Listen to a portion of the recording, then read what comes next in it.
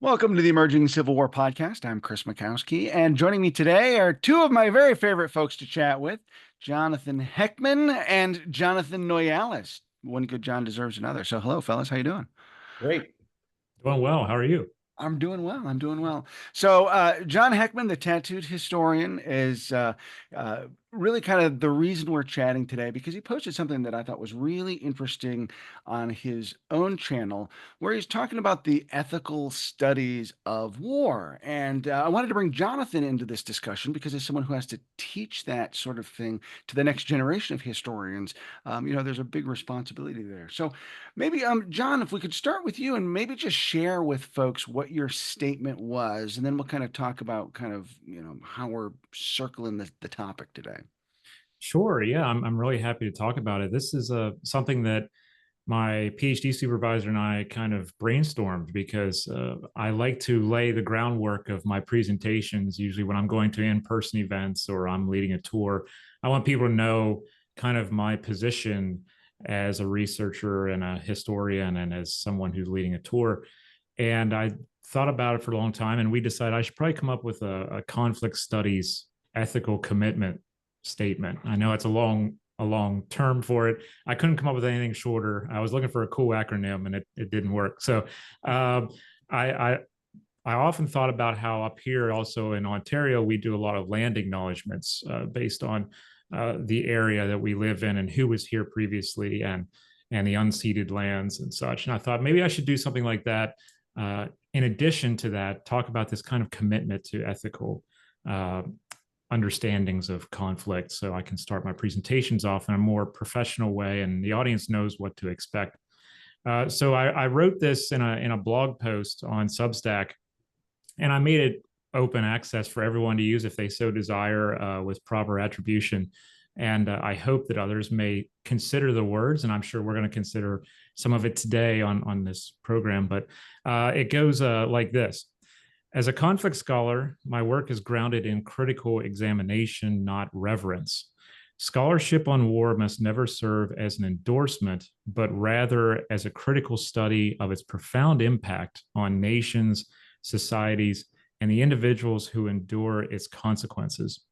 War should never be celebrated or idealized. It represents the collapse of diplomacy, the arrogance of ignorance, and the cause of immeasurable pain. I study conflict to deepen our understanding of its causes and to contribute to a future where war is seen as the last and most regrettable option.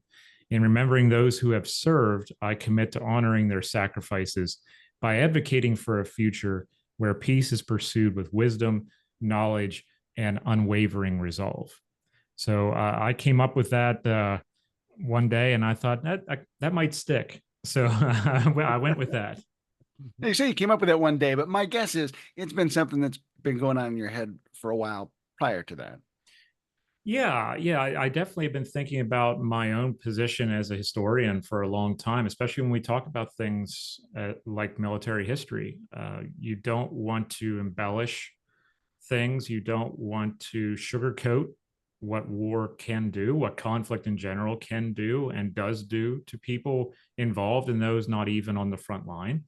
And I've really been thinking about it a very long time, and I've been around people who have wanted to discuss it in that way, and I've been around people who don't wish to go that route. And I think it was just me saying, okay, this is my position on this, and maybe others feel the same way and can use similar language. So, Jonathan, let me put you on the spot and just maybe have you react to what he said. And just for folks who are following along, if you don't know, Jonathan is the director of the McCormick Center for Civil War Studies at Shenandoah University. They're doing some fantastic hands-on stuff with public history down there. Jonathan, maybe you could just sort of react to John's statement off the cuff. Yeah. Yeah, I think it's first of all, thanks for hosting this. And John, I think it's a great statement. And it really kind of, I mean, we've known each other for a fair amount of years now. And it really kind of aligns with how I approach history and how I approach it with my students. And so I think one of the important things to consider, because John, you've said you've had people who are like, yes, we're on board with this, and others like, nah, I really don't care. Mhm. And there's a couple of points I want to make. So first and foremost, My graduate training in history was at Virginia Tech, so go Hokies. And Bud Robertson was my major professor. I mean, he was my mentor along with William C. Jack Davis, so two, really lions of the Civil War field. And Bud Robertson always hammered home something, from day one at Virginia Tech, and it was history is about people. And so if you keep your history centered on the people, whether in this case it's soldiers or civilians or, people in support roles or whatever, you will provide a history that is relevant, a history that is usable to people in the present, and a history that people can connect with. And one of the things that I oftentimes have talked about with students, not only in Civil War history courses, but all of my history courses, particularly methods courses at Shenandoah University, is helping them understand the ways that people view history, right? And so I would tender to guess that the individuals, John, who look at that statement or your perspective, they have a vastly different perspective about the point of history compared to you, and probably to most other, professional historians. So I think there are several ways that people look at history. So one is people look at history as entertainment. And as I tell my students all the time, history does not exist to entertain. It can be entertaining. It is entertaining, right? There are all kinds of characters in history, but that's not why we study history, and that's not why we write history. It's not to entertain. Then there are people who look at history as a temple, something that is to be worshipped and revered. And once something is written about it, you never change it at all, that it should remain static, which I don't think is the best approach. And then there are others who look at it, history as a tribunal, where we just sit back, sort of we play the presentist game and say, well, this is wrong and this is wrong and this is wrong. And there's no attention to context of the time in which that thing or that decision took place. And then there is history as forum. And I think, John, this really fits into your statement that you read. And as I was thinking about this, over the past several days, this really kind of aligns, and this is probably why we get along so well. This kind of aligns with where I'm at in history and what I really want my students to do with history. And that's history as forum. So history exists to learn from. What are the broader lessons that we can gain from this? How can we use that history in our own lives? And, if you go back, if you just look at the Civil War, one of the things I tell people all the time, when I'm on a battlefield tour with them, or when we're out at the Cool Spring Battlefield, which the university owns, a Civil War battlefield teaches us a lot of different things about leadership and sacrifice and trauma and tragedy. But even if you don't want to drill down to that level, you know, Civil War battlefields teach us what happens when people become divided to an unbridgeable point, they die.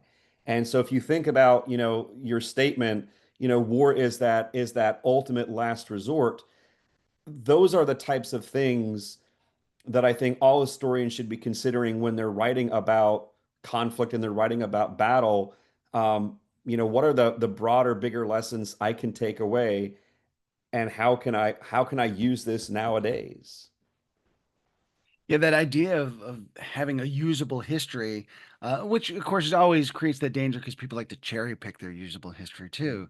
But as opposed to history being that museum piece that we just sort of look at and have to dust off, like it's something we can use and learn from. And I hear that a lot when I go out to roundtables, and where we study the past so that we can learn its lessons and we don't repeat its mistakes, which comes across as a really great broad statement that almost everybody can agree with. But then when you get into that, well, how are we learning and what are we learning? And then people start getting a little uncomfortable about it. Um, John, you mentioned that you want to kind of use your statement as a way to set the table when you're out with folks, sort of to create a context. Why do you think that's important as opposed to just kind of folks going out there and diving into the story or the discussion? I really think it's important because, all of us have given, countless presentations in front of people, and it's important for us to know our audience. I think it's important for the audience to know us right away too. It's a thing where sometimes we like to start out with a joke or a funny story or something like that. I've done that, and I continue to do that. Where I'm self-deprecating because I am a historian, and I will say some things about my past that's come up that's pertinent to what we're talking about. But I really think it's important for people who may not know me that well, or they may just see the tattooed historian brand name on something and think, what's this guy all about? This is a great way for me to open up and to say, this is how I think about this kind of issue, and perhaps this is going to be something new for you or a different take on it. I really appreciated Jonathan's words on history as forum, because this idea has transpired over the years through us constantly watching media and stuff, that we have to listen to react. We don't listen to consume. We listen to get the next phrase to react to and things like that. History as forum is a great way to put that, in that I'm kind of opening the door for all of us to think about something different who are in the room. Let's think about this maybe in a different way than what we heard our fathers or grandfathers or grandmothers talk about history, that we put on high, like we put this on this pedestal.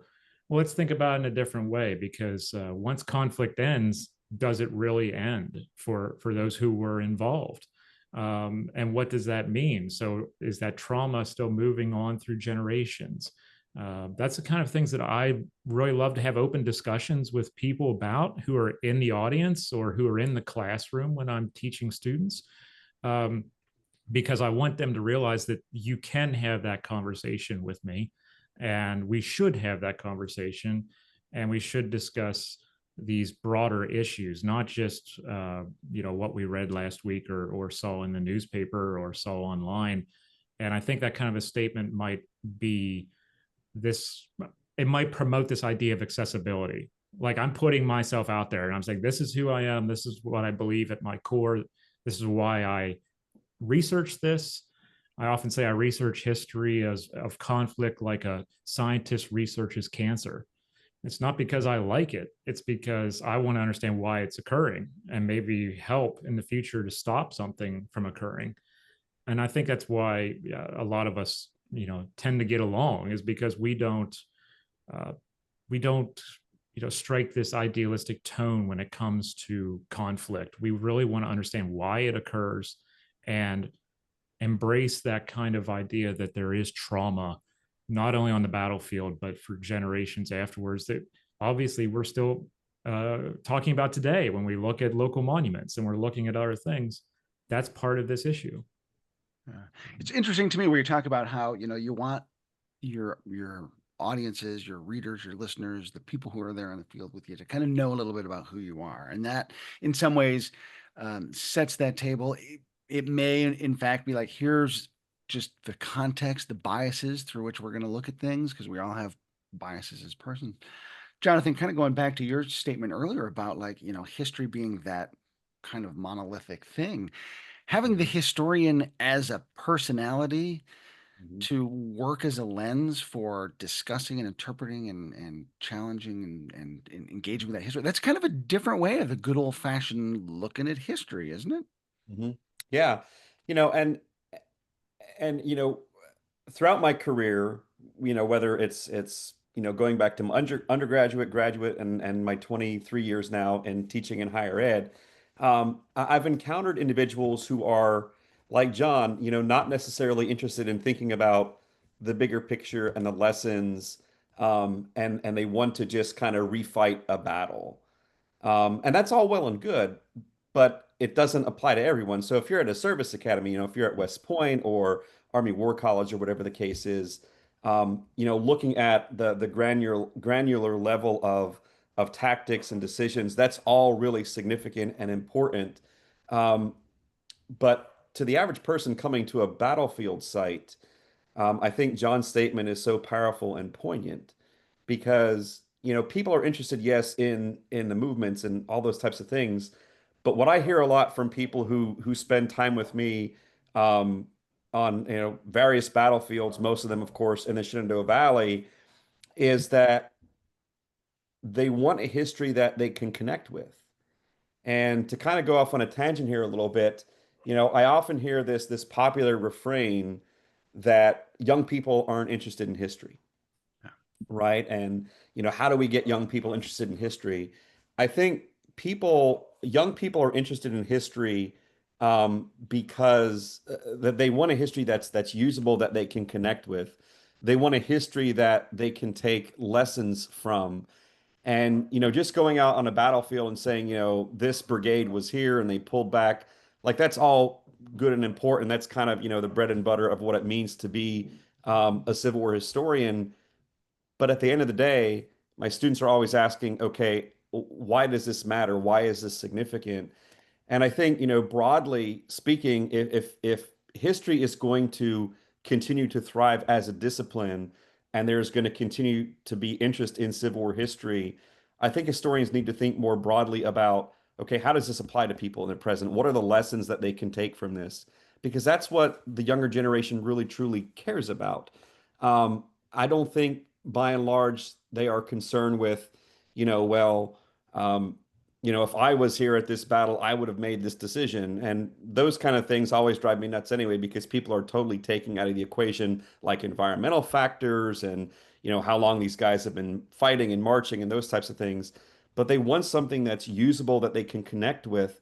And again, those personal stories. So, John, you had mentioned um, individuals not only looking at impact in the moment, but the long-term impact, the multi-generational impact. I feel that's so important on a battlefield. And not to kind of self-promote, but Chris, Emerging Civil War last year published my book on the Battle of Cool Spring.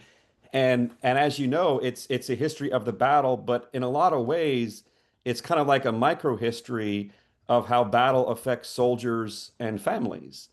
And so there's a lot of emphasis in there on, widows' pensions and families and, women who are having to give up their children because they can't afford to keep them after their husbands have been killed in battle or are committing suicide because they just can't deal with the trauma of it all.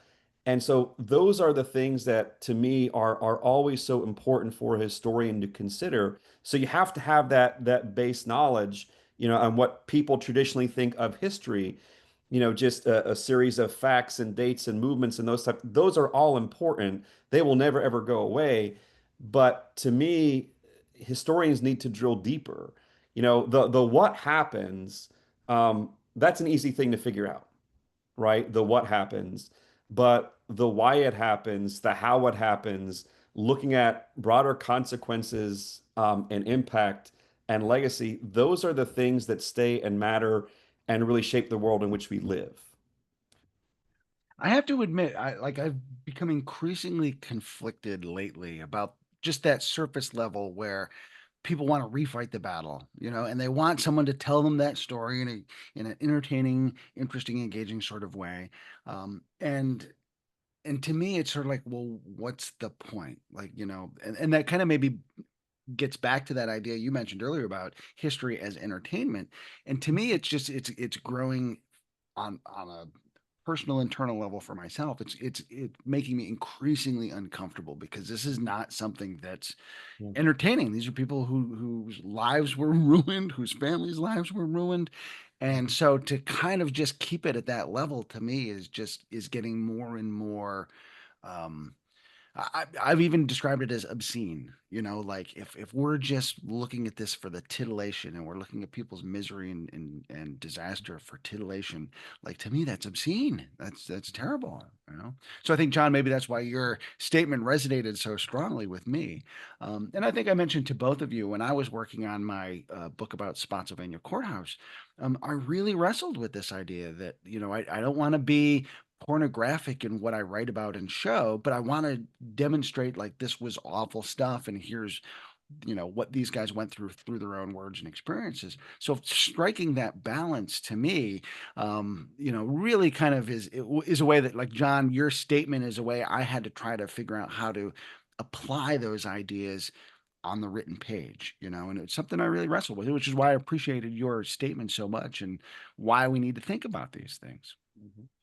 I really appreciate that, Chris, because I think it was a compounding thing for me. I have been wrestling with this for a while too, where I'm like, what am I doing out here? What am I saying to people? Like, how am I saying it? And am I being entertaining or am I just being passionate about my subject matter? Which can be two very different things. And I've had students come up and say, I wasn't into history, but I got into it for your class or your seminar because you're passionate about it. You can tell you love it. And I was like, well, thinking afterwards, well, what was I saying that made it that way? Was it an entertaining thing or was it really truly passionate about what we're doing?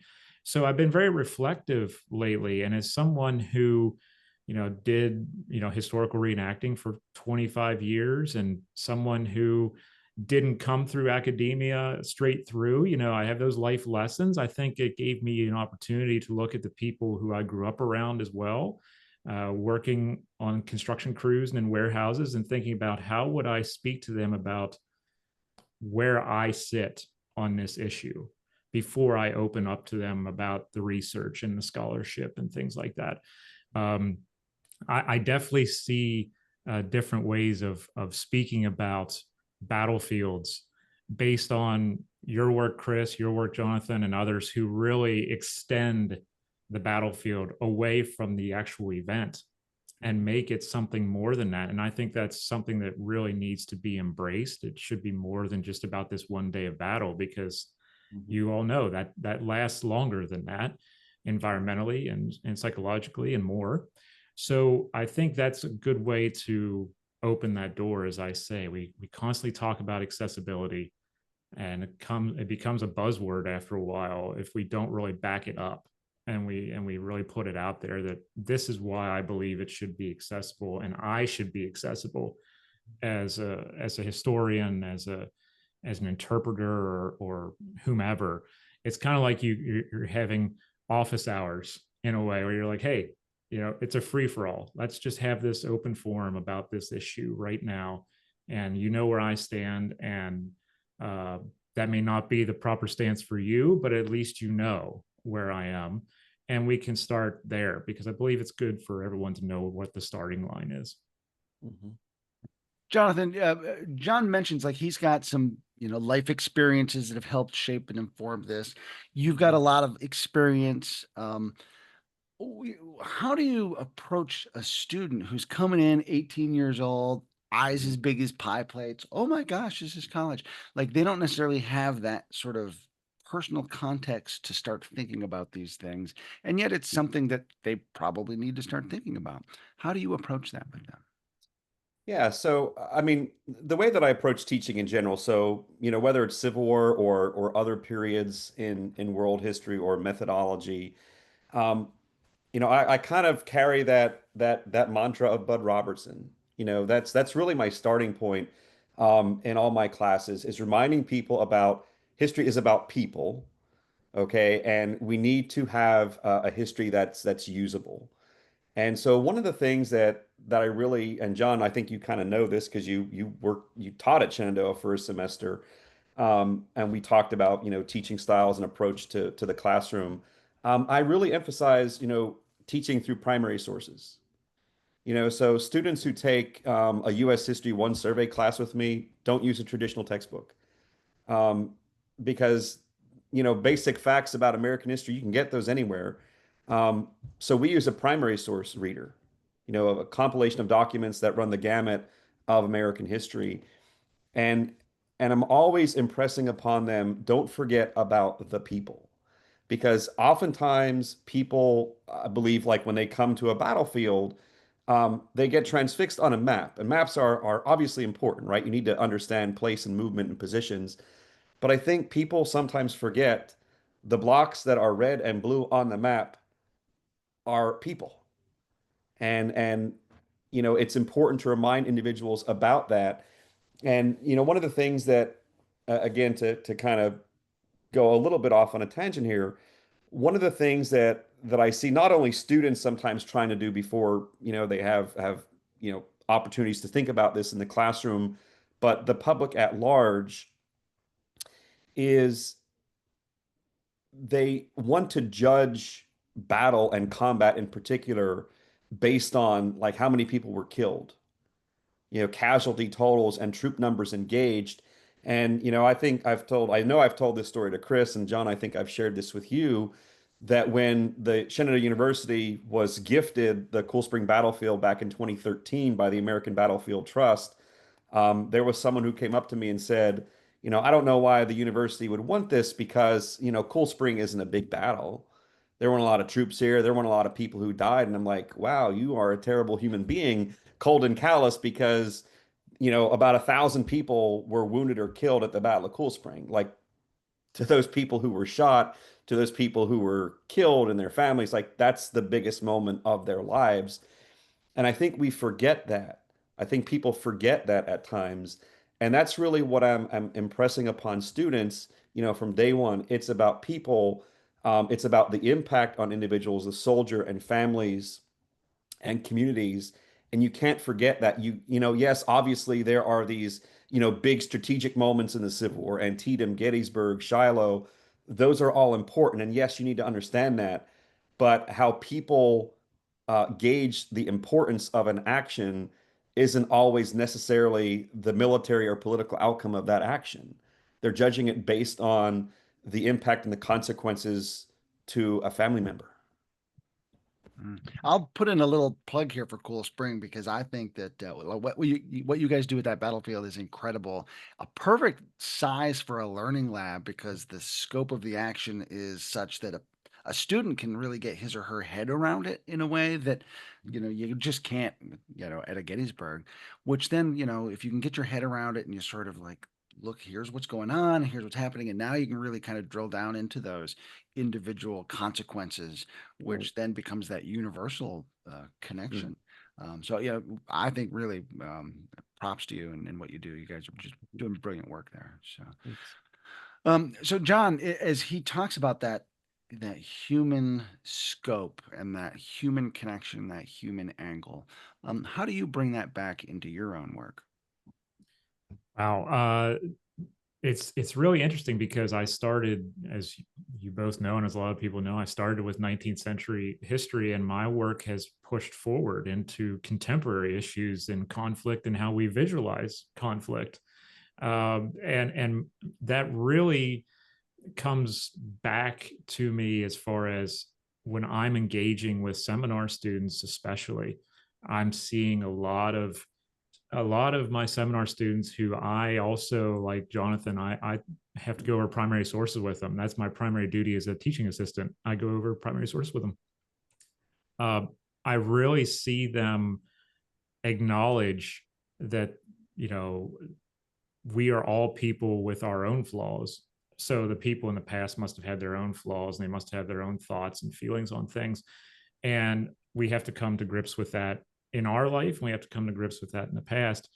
And I'm really interested in seeing how people embrace and react not only to this commitment statement, but to our work as a whole when we stand behind statements such as this. I mean, all three of us could come up with our own commitment statement, and it'll be three different things, maybe parallel courses, but three different ways of putting it. And I think that's beautiful. But it really came, I want to tell this story real quick because this was a really defining moment for me as an educator in the classroom. A year ago, I was TAing a class, as we would say. I was a teaching assistant. And we got up to post 9/11 world, and the students all in there said, John, what was it like in America on 9/11? Because they weren't even born yet. And made me feel old. And so I gave them a little background on what happened as far as from my perspective, what it was like for me being there. And we got to the point of, the war in Afghanistan. We got to the point of the invasion of Iraq. And I blurted out, because I'm in a Canadian university, I blurted out, I'm really happy for a lot of Canadians because they didn't get involved in Iraq. And this voice chimed up beside me and they said, well, I was in Iraq. And it was one of my students who was a young person and was living in Baghdad during the invasion.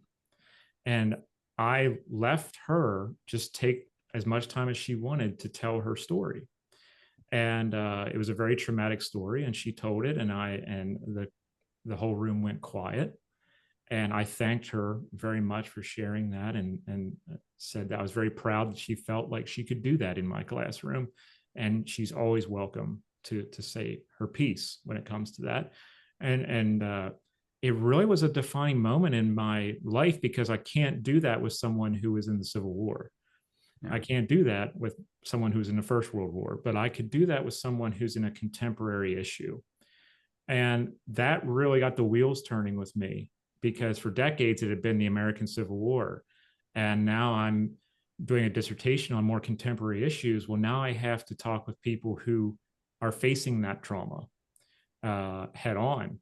And that really made a difference in my life, where it was like a light bulb moment. Like, okay, I have to tell you where I stand now, because maybe her talking to someone who was born in America is awkward for her because of that. Well, here's my stance on the entire issue of conflict. And I think that was the moment where, it was a year ago. And I think that was a moment where I really started to think I needed to come up with some kind of a statement or something to put into my work, where I say that this is my feelings on the subject and this is what I believe. Because maybe there's another student out there, or someone else who's an elderly person coming to an event, who needs to hear that, to know that they can talk to me and that we can exchange these ideas. So that was a very, very big defining moment in my career. And I think that's what led to this very interview and this moment, because we get those kinds of things from the people who show up to our battlefield tours, or the kids who show up in our classroom. And I can call them kids because I'm now old enough to be their dad. I'm just their crazy uncle. And I think it's something to really ponder. I know that we've had an exercise in rhetoric with one part of the statement, where the last part I say, in remembering those who have served, I commit to honoring their sacrifices. And I've had discussions with peers about, what do you mean by sacrifices? And that really made me think too, because in this interview we've talked about sacrifices at Cool Spring, but we've also talked about the longevity of sacrifice.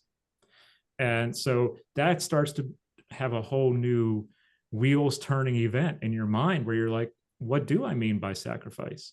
And what does someone else who's presenting mean by sacrifice? It could be two different things. So even within this commitment statement, there are questions that we could really dive deeper into. That may be a more academic way of looking at it, but I love those little exercises, because when you go and you hear, when we've heard Bud Robertson say words, that could be a totally different way of putting it than someone else, than the way Chris may put it across or something. It may be in good nature, but maybe the description is a little bit different. Well, what do you mean by that particular thing? And it's up to us as students of history to ask those questions, because just to take it at face value, I think, is improper. Yeah. Mhm. And You know, just to, can I just want to add something real quick, about words and word choices.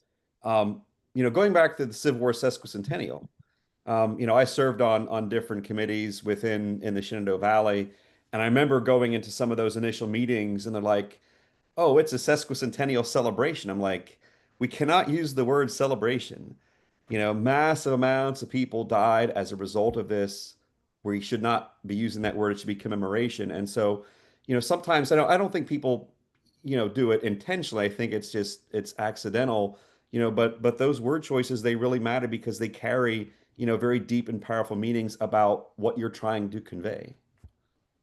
yeah, as you say, maybe not intentional, but it's a way for us to then like stay engaged with our own thought processes if we're going over phrasing and we're going over vocabulary and we're allowing people to challenge us on our words and why. And to me, that keeps a statement like this an active rather than a passive or a historical document. Um, Jonathan, have you had and I'm putting you on the spot on this question. Have you had a moment like John just shared in the classroom, where a student kind of asked you something or said something and made you be like, oh yeah, I kind of need to give this a little bit more thought? And Uh, and it's okay if the answer yeah, is like, I can't think anything off the top of my yeah, head. nothing off the top of my head. I think that, most of the students who I've had when they initially come to the classroom, um, they have a view of history that it's just facts and dates, right? I have to memorize things and memorize these things about people, and they really don't, they haven't made those connections yet. So I haven't really had a moment where, like John has had in the classroom. Yeah. I teach a lot of media ethics, and of course, geez, we're live on the air, and something happens. Someone jumps off a building behind us. What do you do? How do you deal with that? 9/11 provided an example of that.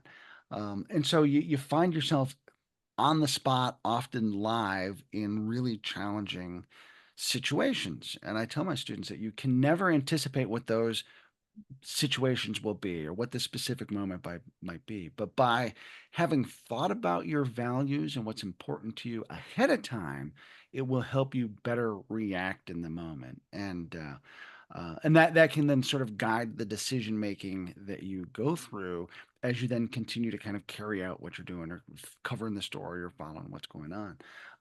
So John, I think, kind of one of the things that I appreciate about what you've presented here is, here's a way for you to think this through a little bit ahead of time, so that when people show up on your tour and they start asking you questions, well, you've already kind of given it some thought, and you might not know the specific questions, but now you at least have a framework for discussing those things.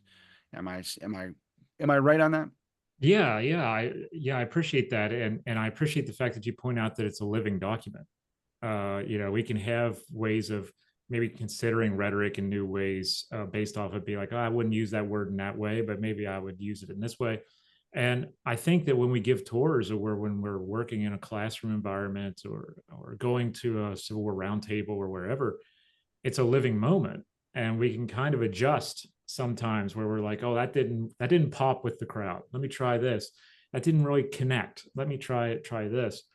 I think that's the beauty of what we do as interpreters, or as people who work in classroom environments, is that we should have that ability to pivot to a direction that engages with an audience, and engages while we still engage with our mission, and we keep that mission going. And we're vocal when we need to be vocal. We listen when we need to listen, because I found that far too often some people are just impatient, and they're like, well, this is what I believe, and that's it. And even people who give presentations sometimes are like that. And it's like, I think we need to be thinking of ourselves more as students than experts, maybe. And I will always consider myself a student for life, because I'm a historian, and I think that really comes across in my commitment as well, that this is what I believe, but at the same time, it's giving a nod to the fact that, sadly, because conflict is still ongoing, I have to continually learn, and I have to continually try to accept fact over what makes me feel good. I've really had those negative moments, and I'm sure both of you have had too, where people are really upset by what you say, based off of primary sources, or based off of something else that is true to form. It's good history, but people get upset. And I often have to say, I'm a historian, and I'm not a therapist. I can't help with why you're mad about this, but this is just what the reality was for this person 100 years ago, or whatever. And I think that was me putting up barriers and saying, I can't deal with the argumentative way of putting things across, or the name calling, but I can talk with discussion, with that open forum, like Jonathan said. And I think this was my way of opening the doors of that forum, and just saying that, here's my stance, here's what I wish to discuss with you, not at you or not to you. I want to discuss it with you. And maybe that'll help someone along the way. And that's why I made it open source as well, or not open source, but that's why I made it accessible to everyone else to be able to use in case they want to.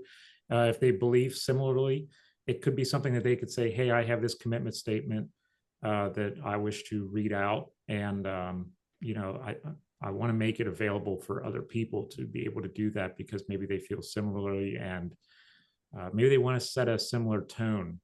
And because sometimes I've had people who have come up to me and have had a negative experience with someone who maybe led a battlefield tour in Virginia, or or did something else in a history presentation, and they looked like me. Well, maybe I want to say I'm not like them. I may be another white guy who's doing this, but I'm not like that guy. I don't want you to think we're all alike. All three of us do presentations different ways, but some people don't understand that. And I think it's good to be able to lay that out.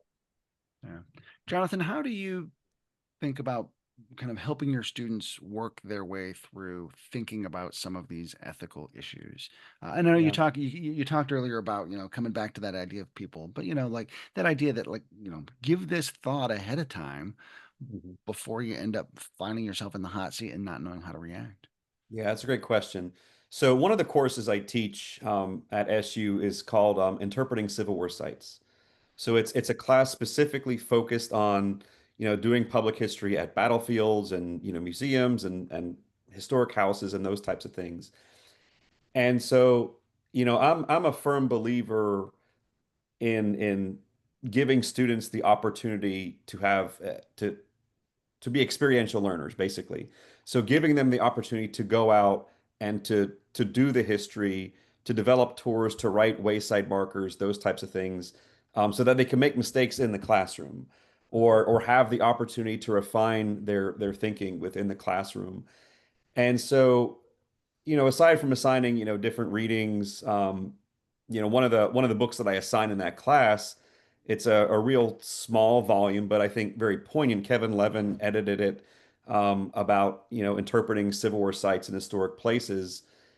And there's all kinds of wonderful essays in there by public historians who work at, some of the most important Civil War sites in the country, sharing their thoughts and perspectives about, what you should consider when you're interpreting a battlefield, how you interpret a battlefield.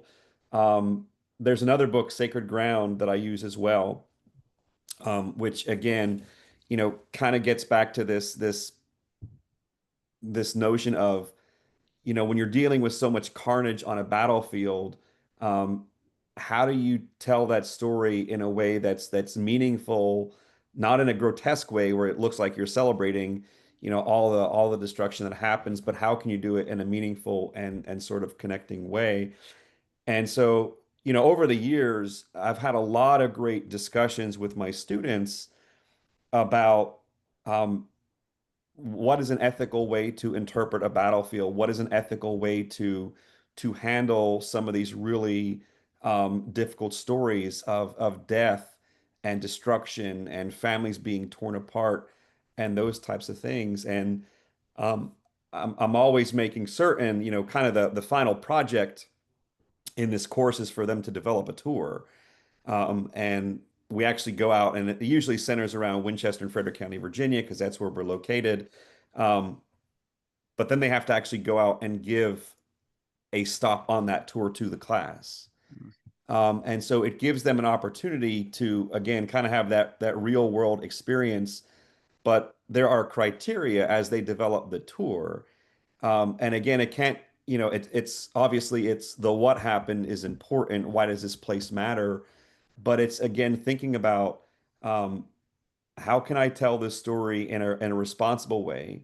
How can I tell this story in a way that doesn't glorify conflict, so that they don't think you're a warmonger in essence, and can't wait for the next war to come along. Um, and I think the way that all of the students end up doing that is through those personal stories. Because again, we are all people from different backgrounds, and we all have, our ups and downs in lives, and we all have our challenges and our demons that we deal with.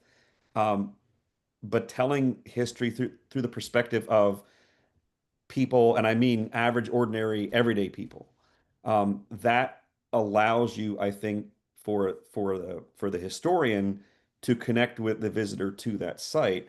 And I think that's something that transcends, Civil War sites. I think this applies to all of history, is again telling a story, that allows the person to connect, doing it responsibly.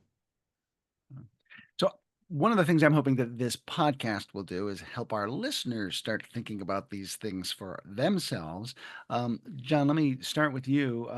as our listeners maybe consider this, how might you um, what suggestions might you have for them as they kind of mull this over and think about how they can internalize these sorts of things themselves? I would love for people who work in public history or go out and they do battlefield tours or at least visit battlefields to really sit back and think about what is your position on these issues. You know, why are you studying this? What is it? And you could get a plethora of answers, and they could all be correct answers. They may not. I really think we have to be introspective. We have to look at why do we study these things. Um, are we looking for something when we're studying these things? Are we looking for something for ourselves, or are we looking for something bigger than ourselves? And I really think that's something that we need to do, because I remember, reenacting years ago, and I originally did it because I thought it was fun. And then I'm like, why do I think this is fun? What's going on here? Why am I not connecting certain things about violence to reenacting now? And growing up as an only child, you tend to have a lot of time to think about things. And I think that's what we could use a little bit more of. We should sit back and maybe instead of reading another chapter from the latest edition on a battle, maybe it's time for us to sit back and really think about why we do it and what are we trying to fulfill? What's our mission? What's our own commitment with this? And I think that would make us better interpreters. I think that would make us better authors, because you really know yourself then, you know your mission, and you realize that you could do more good out there with this stuff than just pontificating about this brigade moved that way and this regiment moved that way. I think it's really good to get down to the personal level, not only of the person who lived 150, 160 years ago, but ourselves, and to be really introspective and to take time to know ourselves before we step foot on the field to talk about others. Jonathan, what advice might you suggest for folks as they begin considering these things for themselves? Yeah, so a couple of things. One would be to go out and look at some of those books written about Civil War history by Civil War historians and public historians, that address these types of issues. So On Sacred Ground, interpreting Civil War history, the book that was edited by Kevin Levin. And also I would encourage, there's a lot of great things that, the National Park Service puts out there, that are available online. So in terms of, I remember reading through the NPS report leading up to the Civil War sesquicentennial, and they just had, the National Park Service, I think, has kind of been regarded, right, as the gold standard for public history, in the United States, as they rightfully should be.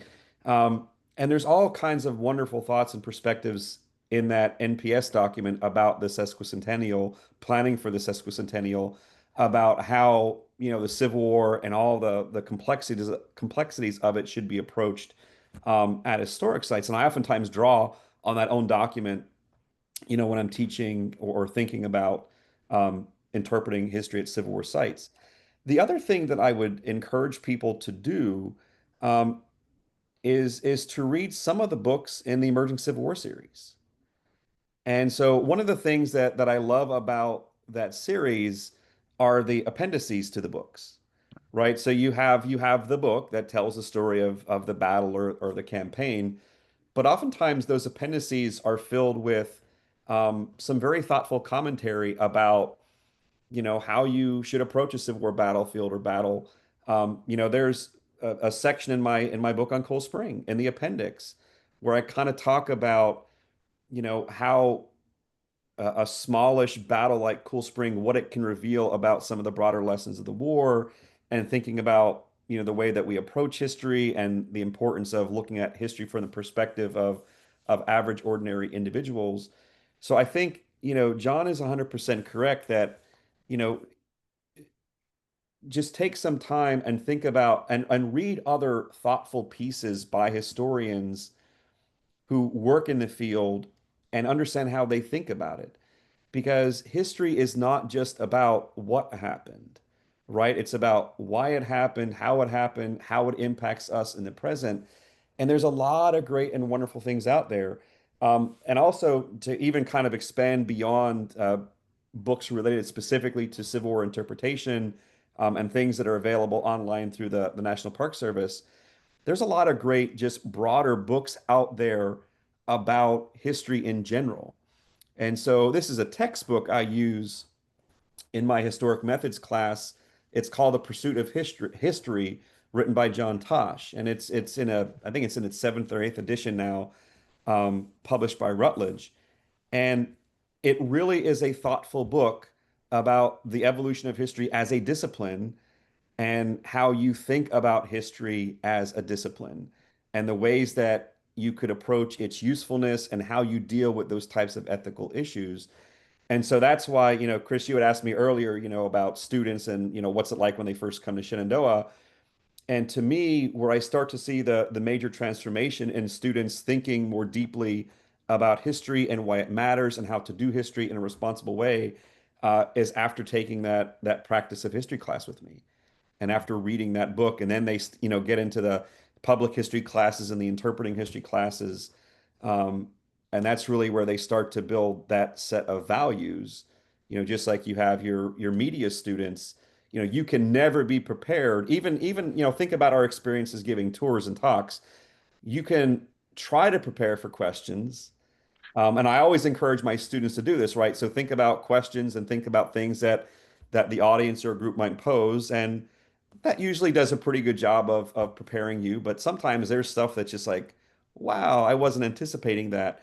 But I think to have that background in understanding history as a discipline is so critical to kind of shape your perspective, your values, so that when you're kind of struck with one of those things out of left field, you're able to put together a coherent, reasonable response. A great example of that. Just last week, I was given a talk to a local Rotary Club, and someone in the Q&A said, "What are we going to do about all these monuments?" And that's one of those things that, fortunately, I've given that a lot of thought and had an answer for. But like that could have been a left field question had I not given lots of, because it had nothing to do with the overview of Fredericksburg I was offering. Yeah. As we get ready to head into the home stretch, John, let me ask you a quick devil's advocate question here. What do you say to someone who says like, this is just virtue signaling, blah, blah, blah, blah, blah? I think, man, what would I say to someone who came up to me and asked me that or told me that? I think it's really about, like I say, I think it's more about knowing yourself. And if you think it's virtue signaling, maybe you don't know why you're doing it. Um, I think everyone needs to have a mission and a statement as to why they're doing something. I really think that all of us need to be doing that. We got into this for a reason, and we're here for a reason. We maintain our foundation for a reason of why we stay here. I don't think it's virtue signaling at all. I think it's more, opening up. I've been doing a lot of that in recent years. Maybe it's a midlife crisis. I don't know. But I've been very open and honest with people I've been around about who I am, what I believe, professionally, what I believe and what I think we should do to engage with the next generation of historians, progress as a field.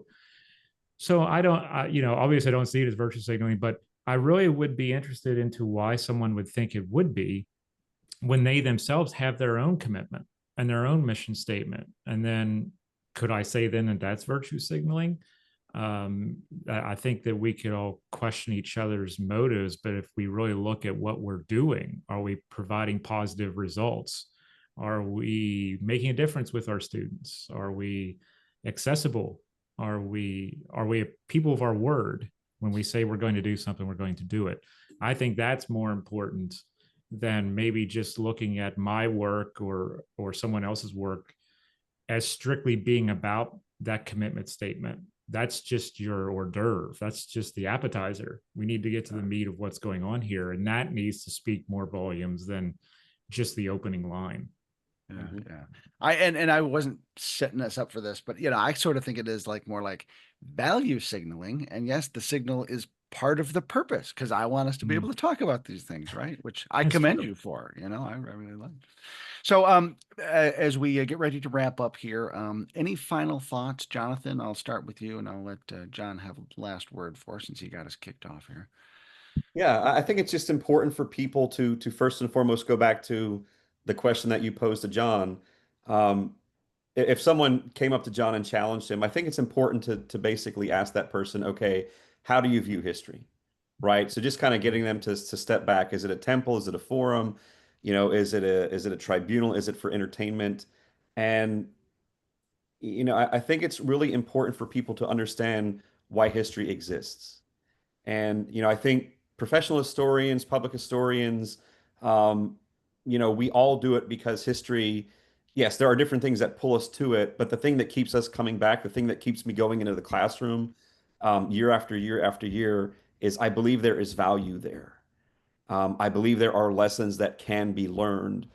Um, and so I would just encourage people to kind of just stop before, we live, and I don't know that it's unique to our times. I think it's probably always been this way, but people always like to have these quick knee-jerk reactions to things.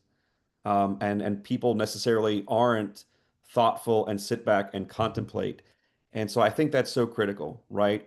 But for me, it's all about making connections, doing it responsibly, and what can we learn from all of this? How can we apply this to life today?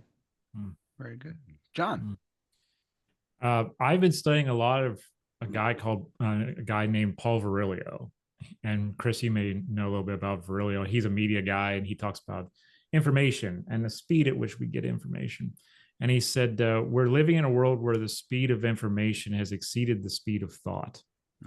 And I really want us to sit back and think a little bit about why we do what we do, what our mission is, and what we hope to accomplish. Because all of us have goals. I hope everyone has a goal, at least. We have to have something to be going towards. And that road to get there is windy. It's not a straight line. And I keep telling my students that.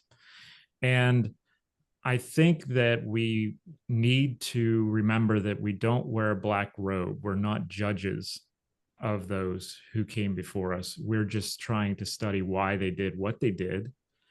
And we're trying to remember the lessons so we can do better and we can be better.